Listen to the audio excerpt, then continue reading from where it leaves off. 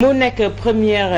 élection locale bu Pastef muy test grandeur nature tey jii ci yéen mais avec ses remous ses problèmes déjà le cas de Mermoz Sacré-Cœur avec Mamadou Dieng qui sort bind lettre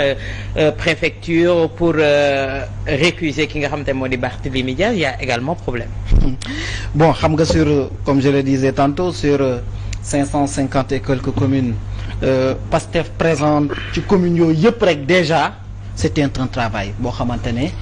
il fallait le faire boo créé en 2014 2021 nga nekk parti politique boo xamante ne ci coalition bi PASTEF est le seul parti politique bi nga xamante ne moom moo présent dans toutes les communes du Sénégal ci coalition bi donc moo waral peut-être même liste yi di nga ci gis ne PASTEF am na ci une forte présence yi nga xamante ne nag ñenn bind nañ ko pour contester peut-être ñoom bis bu ñu leen invité dinañ ci mën a expliquer wu am na ci yoo xamante ne man mën naa cee d'accord même au sein de notre parti ñoo xamante ne mën naa d'accord ci nañu doxalee comme mën naa ci bañ a d'accord am na ci yu bëri yoo xamante ne je les ai vus je pense que ñooñu mënoon nañu gën a am plus d'intelligence plus de tact mais également am cette subtilité qui permettait de pouvoir gérer les choses et de ne pas sortir peut-être xëy na li am Mermoz Sacré-Cœur man ci cadre boobu laa koy ranger mais toutefois lu mu si mënti doon li ma wax sama waxu bu njëlbeel moom lay delluwaat gis nga lii bu jeexee ba mu def une semaine 2 semaines parce que ñii dañuy jàpp ne li investiture la mais à partir d'aujourd'hui boo ci génne tey on est à 82 jours des élections locales maanaam 3 mois yoo xamante ne mi ngi manqué 8 jours diggante boobu lu baree bare dina fi xaw de l'eau où la coulé sous les ponts ku ci nekk di nga toogaat xalaataat xool qu'est-ce que l'engagement président Ousmane dina waxtaan ak ñi mu war a waxtaanal puisque moom moo njaboote parti bi yëpp après tout c'est lui le leader incontesté bu waxee ak ñi mu war a waxal du ñàkk am na ci ñoo bëri ñoo xamante ne dinañ revenir à la raison pour ceux yi nga xamante ne defoon nañ loo xamante ne demeewul noonu pour xam ne effectivement après tout nag nit mënoo ko ne doo am ambition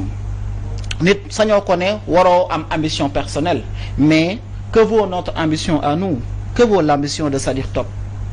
mon infime ambition face à l'immensité du projet PASTEF absolument rien du tout et je pense qu'autant man autant ñeneen ñi ku ci nekk xam nga ne sa ambition personnelle képp amul benn valeur par rapport à l'immensité du projet que nous avons mi nga xamante ne moom la Sénégalais yëpp bokk bëggam ko ba jàpp ci tey donc man su amee foo xamante ne fa laay woote en ce moment mooy jafe-jafe am na nous reconnaissons dans une coalition mais jafe-jafe encore que je le répète et je ne cesserai jamais de le répéter bu dee man damaa yor juróomi téeméer ci juróomi téeméer yooyu noonu ñaar fukk wala fanweer laa am ay jafe-jafe waay du ma xool ci fanweer yooyu ba fàtte ne kat am naa ñeenti téeméer ak juróom fukk ak ñaar yoo xamante ne dox nañ bu baax a baax te tey mooy li nga xamante ne moo am PASTEF man je pense aujourd'hui man personnellement je félicite les militants de PASTEF militants ak sympathisants yëpp sont à féliciter parce que yombul am na ci ñoo xamante ne da loon ci primaire ci yenn parti yi ñi xam nañ ne Pape xam na Georges xam na bu fa daroon am dagg dóorante compagne nga fay gis feneen fa lan moo fa am c'est le président de la République dans son bureau moom mooy choisir ne kii mooy candidat am na ñu mer loolu tey jii nii ñoon bu ñu leen yóbboon tey jii nii ci wàllum élection primaire lan la fay jur rayante gis nañu par exemple ba tey jeunesse bu Benno Bokk Yaakaar daan xeex ngir affaire de candidat affaire de coow affaire de poste loolu yëpp alhamdulilah amul PASTEF bu ñu nee alhamdulilah amul PASTEF dañ naan parce que ñi nga xamante ne ñooy militants yi dégg nañ projet bi dañ naan parce que ñoom ils sont disciplinés mais parce que dañ naan ñii kat ce sont des militants exemplaires dans l'espace politique et qui comprennent aujourd'hui les enjeux yi entre pastefiens entre patriotes nekkul di dalante suñu kaw wala di xuloo non les gens entre nous mooy se serrer les coudes serrer les rangs parce que nous avons en face de nous. mais donc on dit que yéen a remorqué waa Yewwi Askan Wi tey ji ndax da nga partagé ak ñoom avis boobu. waa gis nga nag coalition moom ñun mu neex ñu ak mu naqari ñi nga xamante ne moom moo ñun ko seqal comme ci mënti doon dina am ñoo xamante ne dinañ leen a yóbbaale loolu c'est naturel. même dans la vie de tous les jours ci kër yi sax am na ñoo xamante ne dañ leen yóbbaale et il existe bien mais l'essentiel xam nga mooy lan mooy même ci cadre yóbbaale boobu noonu que l'essence la substance bi nga xamante ne moo leen réunir mu nekk le même mais tey jii nii Yewwi Askan Wi est-ce que bon je le dis souvent attaqué dans la presse peut-être une certaine presse dirais-je mais Yewwi Askan Wi ba muy juddu lu ne dégg nañ ko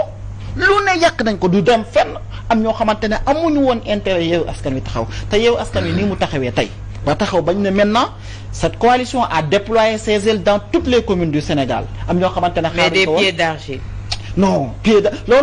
loolu du man maa koy mën a wax du yow yaa koy mën a affi leen rek mooy am mooy au lendemain des élections locales ñu toog nga def étude ne quelle a été la conséquence ou bien les conséquences des effritements qui ont eu lieu au sein de cette coalition bu boobaa la ñuy mën a def jàngat bi nga xamante ne moo am si toutefois ces effritements ont eu des conséquences sur les résultats mais pour le moment jàpp naa ne mën nañoo jàpp ne dañuy gën a dëgëral et quand encore une fois de plus nga bu ñuy dem fii man leer na ma ne parce que gis naa ko am na ci ñoo xamante ne tey fii ak ñuy dem campagne est-ce que yaakaar nga ne am na ci le patriote qui croit au projet foofu laay daanelee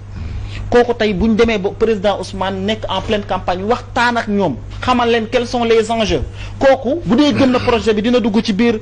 mbalaan bi muy voté di votel ñi nga xamante ne lu yàqu ci Sénégal ñoom ñoo ko fi teg muy Macky Sall ak régime am je ne le pense pas. Quelqu'un qui croit au quelle que soit la dimension de sa frustration quel que soit lu mu téye ci xolam je pense que entre faire le choix entre ce régime bandit et non transparent et la coalition Yewwi Askan Wi à travers PASTEF je pense qu'il y a même pas